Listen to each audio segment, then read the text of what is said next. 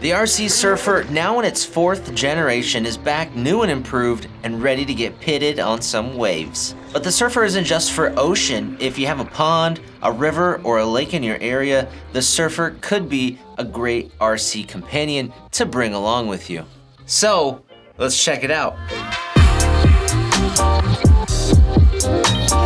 The RC Surfer is a 1/5 scale ready-set model from Kyosho, so it comes pre-assembled and includes things like the transmitter, a 6-cell NIM battery pack, a USB battery charger, and then all of the electronics come included as well, and everything is installed. Only 4 AA batteries are required for the RC Surfer, and then there is some little assembly that needs to be done to finish it off, like the rider needs to be attached to the board, and then it uses an O-ring design.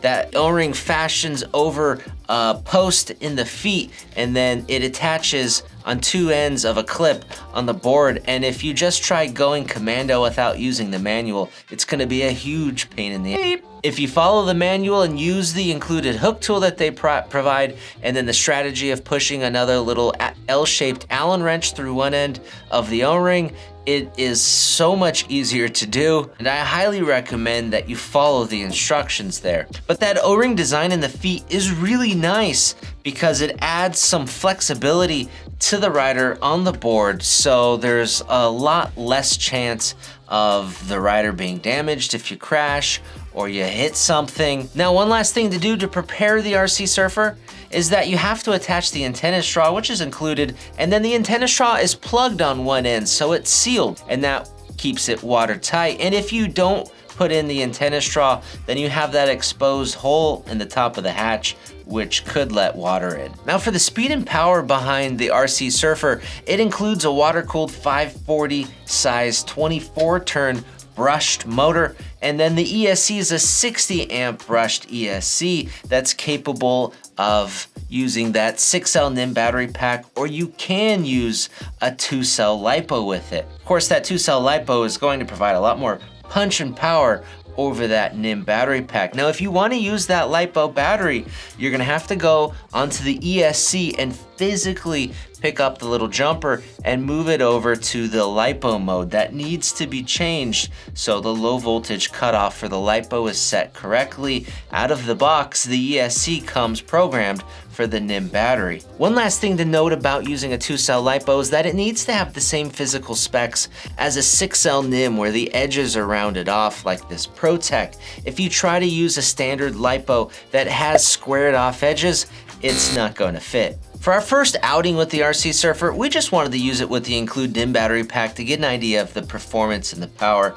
It's a 6-cell 2200 milliamps, but since the included USB battery charger requires about 8 to 9 hours to fully charge this NIM battery pack, we just threw the battery on a proper battery charger, which gets the job done in about 30 minutes. And then lastly, there's some hook and loop tape that's included that you attach to the back side of the included battery, or any battery that you want to use, which secures the battery inside of the Surfer. When the whole system is ready to go though, it's watertight. This top hatch rests on a seal that goes all the way around the board, and then the hatch is secured on by these 4 screws that are backed by big silicone O-rings. Kyosho says that the board incorporates a practically unsinkable built-in float.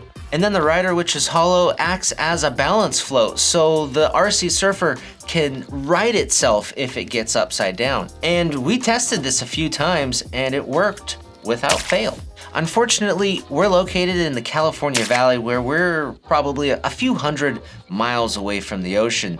So instead, we went and used the RC Surfer at one of our local water spots. The water there was cold, so nobody was there swimming, and the water was boringly calm. In the first spot that we started using the Surfer with that NIM battery, there were quite a few tree leaves in the water just floating around, and a few of them, mainly the stems of the leaves, kind of got wrapped around the prop and the steel prop shaft. It didn't bring the Surfer to a standstill. Instead, the Surfer kind of slowed down a little bit, and I was able to drive it to the shore, pull some of those leaves off, and then keep going.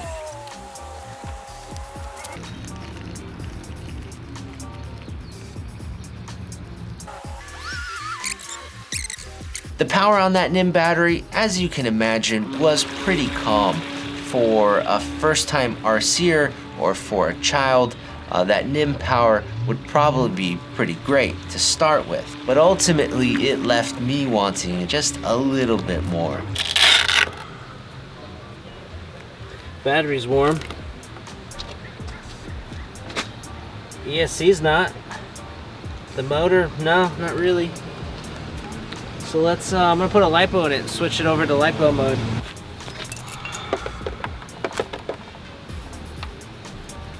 So when we changed out the battery to the 2-cell LiPo, we also changed the jumper on the ESC so it was in LiPo mode, and we moved everything a little bit down water where the surface was a lot cleaner and there were no more leaves hanging around and floating.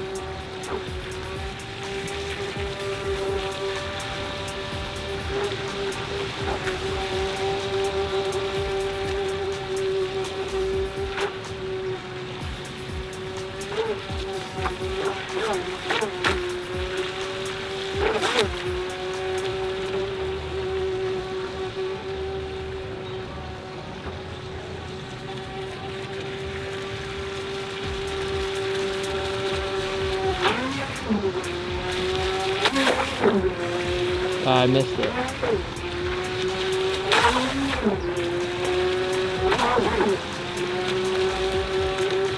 And with that 2-cell LiPo, power was so much better. The Surfer was a whole lot punchier off the line, top speed had improved quite a bit, and it was just a bit more crisp and responsive on that throttle. For quartering performance, you could get the RC Surfer to make really big, wide, sweeping turns, kicking up water as it went. Or with a hard turn on your steering wheel, you could get the RC Surfer just to turn on a dime and pivot a full 180 degrees with ease. The Surfer figure mainly, it makes the RC look a little deceptive because it kind of looks top heavy and you wouldn't think it would corner so well. But the rider is hollow and he's virtually weightless. So in cornering, whether hard or soft, the RC Surfer is really controllable, fun, and easy to corner. I think the stainless rudder on the RC Surfer has a lot to do with that, as it has that V design going on back there, where ultimately, even if you only have one edge of that rudder in the water, that you'll still be able to control it and turn around, because it is designed to have the Surfer like on a wave where it's kind of up on a bank a little bit. So you wouldn't have the full rudder in the water if you're riding a wave banked, but it's designed so you can still have that steering control. And then the rudder also helps protect the prop when you bring the Surfer in and shore it. So I really wish we could have taken this thing out to the ocean and given it a try. It's so crisp and nimble in the way that it turns and pivots. We could have hit some waves, gotten up to the lip, and just tossed it sideways, just getting it pitted. So pitted. Pitted, so pitted like that. But the RC Surfer was still a lot of fun to toss sideways at our local swimming hole. I also think it would do really good at like a lake where there's just more room to play with it.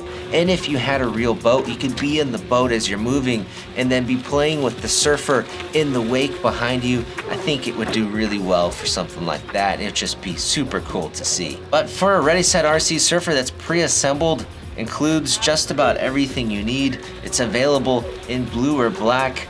It's pretty awesome. And that's all for about 220 bucks when we film this video. I do think that that 2-cell LiPo is a must-have for more experienced users looking for more power and punch, but that's also kind of more important if you're just playing in flat, still water. If you're out at the waves, hitting those waves and riding down them, I don't think the power is that much of an issue, and that NIM battery would probably serve just fine. Maybe in the future, we'll take out all those brushed electronics and we'll put some modified brushless electronics in there, and then we'll see how fast the RC Surfer really is. So stay tuned for that. If you guys want some more info on the RC Surfer or any other products that we talked about in this video, we put some links down below for you. Give this video a like if you enjoyed it, and be sure to subscribe so you don't miss any of our future videos. I'm Brett with AMain Hobbies.